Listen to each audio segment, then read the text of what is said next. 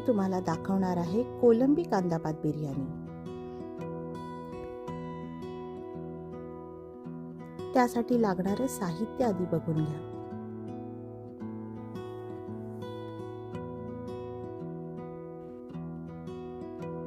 ही कोलंबी घेतलेली आहे मी। त्यानंतर कांदापातची ही भाजी मी एका साईडला चिरून ठेवलेली आहे आणि त्यानंतर कांदे मी वेगळ्या बाजूला चिरून ठेवलेले आहेत। हे कांदापात मधील कांदे आहेत, तसे खडे मसाले आहेत। याचं सर्वांचं प्रमाण मी लिस्ट मध्ये आधी दिलेलं आहे, ते तुम्ही बघून घ्या। त्यानंतर आपले हे साधे कांदे, हे 2 कांदे घेतलेले आहेत मी। तसंच या ग्रीन वाटणामध्येही मी काय काय घेतलेलं आहे, किती प्रमाणात घेतलेलं आहे ते मी लिस्ट मध्ये सांगितलेलं आहे। हे टोमॅटो आणि लिंबू।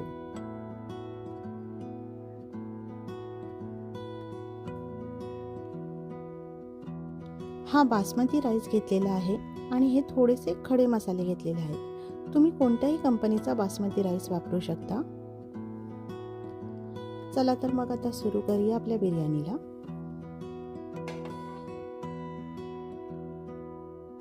आता तेलाचं प्रमाण मी कधीही सांगत नाही, कारण कोणाला तेल जास्त आवडतं तर कोणाला कमी आवडतं, त्यामुळे तुम्ही तुमच्या अंदाजे तेल घेऊ शकता। सर्वात आधी मी खडे मसाले तेलामध्ये परतून घेते। त्यानंतर मी कांदापात मधील जो कांदा आहे तो तेलामध्ये फ्राय करते।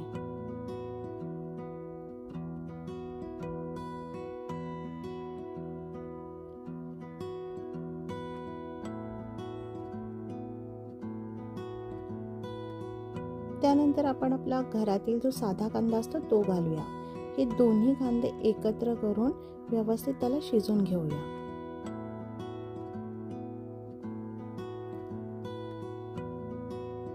थोडंसं मीठ घालूया, कारण मीठ घातल्यामुळे कांद्याला पाणी सुटतं आणि तो लवकर शिजतो। आता हा कांदा खूप जास्त करपवायचा नाहीये, तर आपल्याला लाईट ब्राऊन होईपर्यंत शिजवायचा आहे।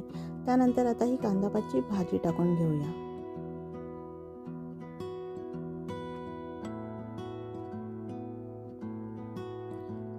कांदापात मधील कांदा आणि ही भाजी एकत्र मिक्स करून थोडीशी आपण शिजवायला ठेवूया। ती ही मऊ झाल्यानंतर आपण आता त्यात टोमॅटो घालून घेऊया। टोमॅटो आणि कांदापातची भाजी आणि कांदा हे सर्व एकत्र मिक्स करून आपण पुन्हा याला थोडा वेळ 5 मिनिटं आपण शिजायला ठेवून देऊया। अगदी असं तेल सुटलं की समजायचं आपल्या भाज्या थोड्याफार प्रमाणात झालेल्या आहेत। आता हे मसाले घालून घेऊया आधी।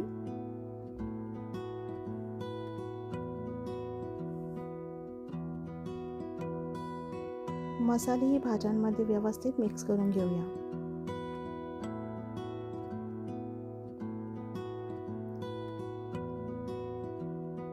आता हे आपण हे जे ग्रीन वाटण केलेलं आहे ते घालून घेऊया।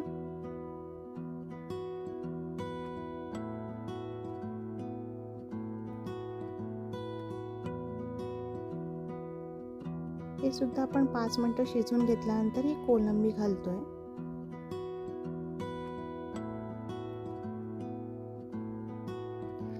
यामध्ये कोलंबी आपल्याला खूप जास्त आता शिजवायची नाहीये, कारण आपल्याला भातामध्ये सुद्धा ही कोलंबी शिजणार आहे।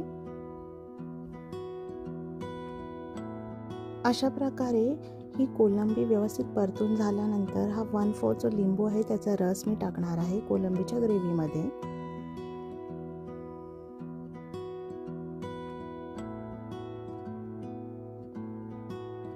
त्यानंतर व्यवस्थित हे सर्व मिक्स करून आपण यात थोडंसं पाणी घालणार आहोत।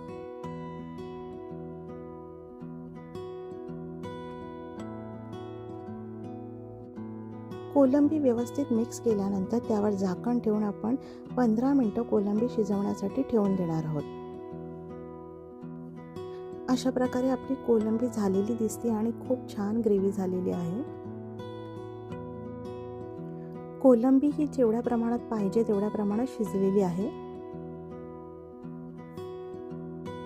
आपण आता बिर्याणीचा राईस करण्यासाठी आधी तांदूळ धुवून घेऊया। 2-3 पाण्यामध्ये अशा प्रकारे तांदूळ धुवून घेऊया आणि थोडा वेळ भिजत ठेवूया.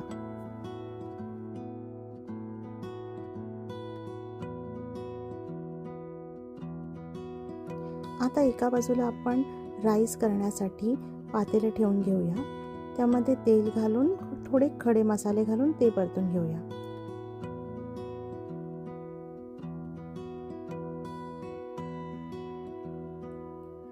एक 2 ते 3 मिनिटं खडे मसाले परतल्यानंतर लगेचच राईस घालून घेऊया आणि राईस सुद्धा परतून आपण यामध्ये गरम पाणी घालणार आहोत.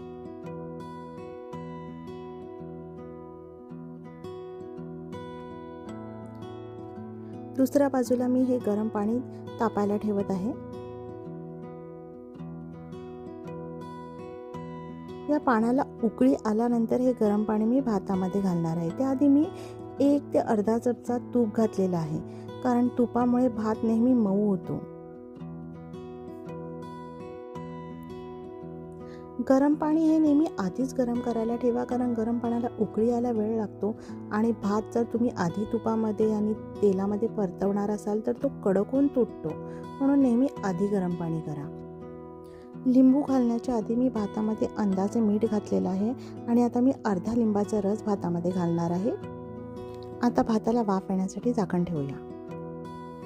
एक 5 ते 7 मिनिटांनंतर मी झाकण काढून बघते आपला भात कसा झालेला आहे. तर तुम्ही बघू शकता भात एकदम मोकळा आणि मऊ झालेला आहे आणि बिर्याणीसाठी असाच राईस हवा. आता हा राईस मी मोकळा करण्यासाठी परातीमध्ये काढून घेते आणि त्यानंतर टोपामध्ये सर्वात आधी मी ग्रेव्ही घालते, कारण की भात जर आपण टोपामध्ये आधी घातला तर तो चिकटण्याची आणि करपण्याची शक्यता असते. त्यामुळे मी आधी थोडी ग्रेव्ही घालते आणि त्यानंतर मी थोडा राईस घालणार आहे. अशा प्रकारे थोडासा राईस, थोडी ग्रेव्ही करून आपण बिर्याणीला लेयर्स लावून घेऊया.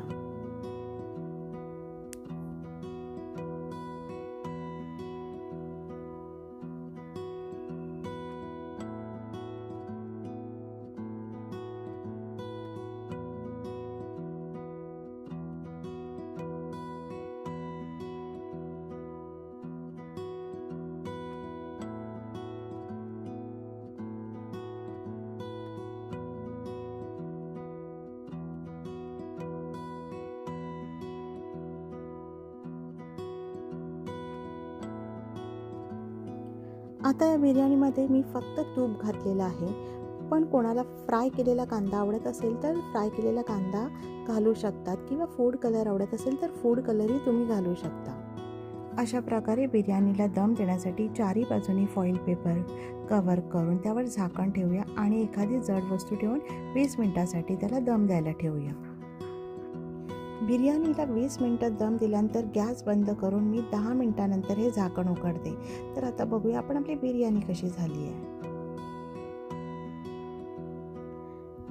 तर बिर्याणीमधला राईस हा एकदम मऊ आणि मोकळा झालेला आहे.